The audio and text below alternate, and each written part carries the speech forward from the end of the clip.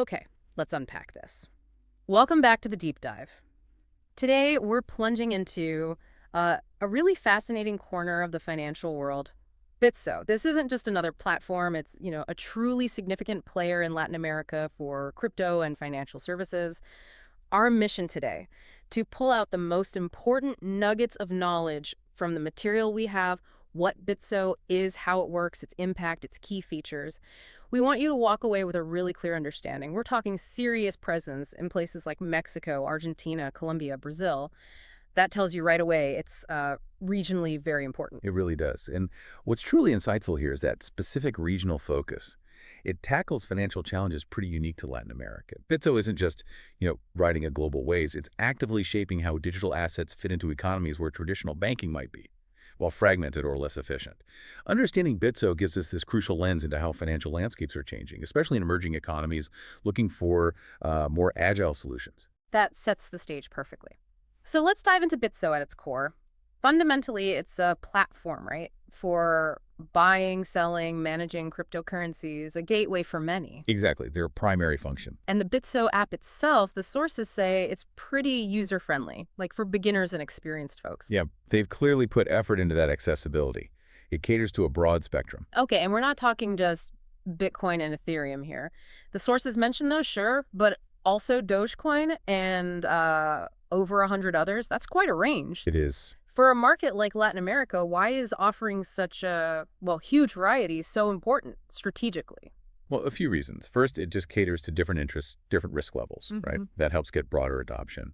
But maybe more critically, thinking about that unique financial landscape, the real innovation is that dual capability, crypto to fiat and crypto to crypto trading. Ah, right. So you can easily swap your digital assets for, say, Mexican pesos, US dollars, Argentine pesos, Brazilian reals. And that seamless local currency support, it's more than just convenient. It gets around those traditional banking bottlenecks. It lowers the barrier to entry for potentially millions of people. So it really democratizes access, makes it fluid, moving between their everyday money and digital stuff without the usual friction you might find elsewhere. Exactly. That's the key. Yeah. It bypasses a lot of the traditional hurdles. That really clarifies the impact of their local currency focus. It feels like a genuine bridge they're building.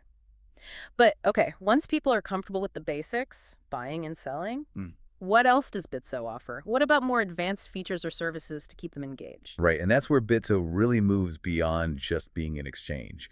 They've built out a whole suite. For the more serious traders, there's Bitso Alpha. Bitso Alpha. Yeah, think of it as their pro platform. It's got the detailed technical analysis charts, a wider variety of order types, not just market or limit, and even historical data, tools for deeper strategies. So more sophisticated stuff. Definitely. And then beyond trading, they've integrated crypto into, daily finance. Take Bitso Earnings. That lets users generate yield on their crypto. Like interest, but crypto style. Sort of. It often involves things like lending or staking within the crypto world. Different risk-reward profile in a bank, obviously, but it's a way to potentially grow holdings. Interesting. Then there's the Bitso card. This one's incredibly practical. A debit card linked to your crypto. Pretty much. Lets Yeah. you spend your crypto directly on everyday things. You don't always have to convert back to pesos or reals just to buy something. Blurs the lines. Okay, that makes sense. Real world utility. And finally, something really crucial for the region. Cross-border payments. Remittances, right. You mentioned Mexico earlier. Exactly. Bitso's become a big channel for remittances, especially U.S. to Mexico. Think about the traditional way that works. Slow, expensive sometimes. Right. High fees, takes days, lots of hoops to jump through.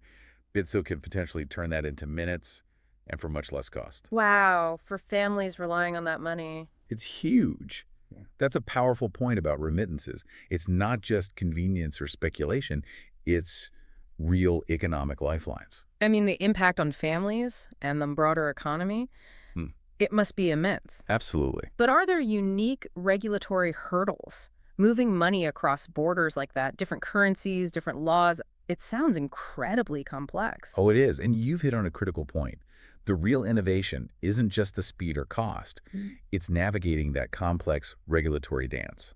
Bitso, by setting up strong regulatory frameworks, by getting licensed, by partnering correctly, they essentially create a more streamlined, compliant channel. Okay, so compliance is key. It offers transparency and efficiency that the old ways often lacked. and they can actually help reduce the informal economy, contribute to stability. Yeah. It shows how they're tackling real-world financial needs, kind of redefining how value flows across borders in LatAm. That really paints a picture of tangible practical use, essential for any financial service. Now, for someone listening, maybe think, okay, this sounds interesting, but how easy is it to actually start? Bitso seems to have worked on making that onboarding process pretty smooth.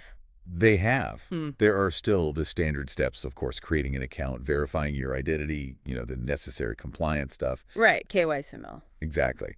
But they seem to have made that initial leap into crypto feel less daunting than maybe some other platforms, removing a barrier, Right. especially for newer users in these markets. Got it. But for many, the most persistent question with anything crypto, it always comes down to security, doesn't it? Always. There's so much news, uncertainty for some people. So what really makes Bitso trustworthy? With your money, your assets, it's not a small question. You're absolutely right. It's the bedrock. And this is where Bitso, according to the sources, really makes its case, through robust security and comprehensive regulatory compliance.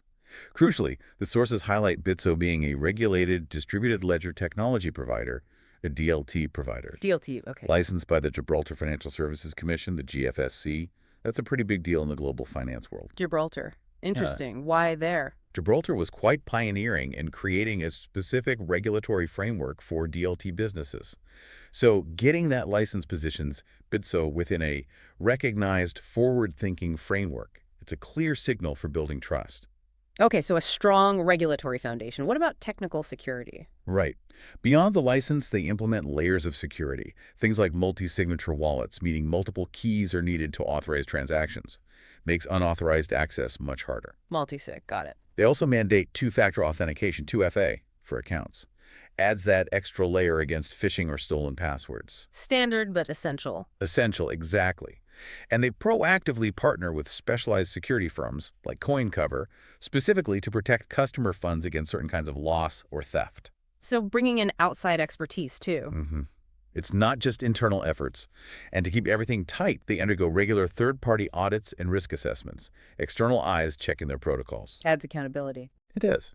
And finally, there's the compliance side we touched on, strict adherence to anti-money laundering, ACST, or in combating the financing of terrorism, CFT rules. They work with law enforcement.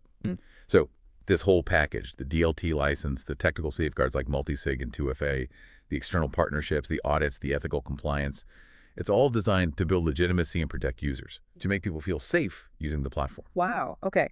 That really puts into perspective the multi-layered approach. It's clearly not just checking boxes, but strategic, crucial for trust and finance. Yeah. So we've taken a deep dive today into Bitso, clearly a multifaceted platform, really at the forefront in Latin America.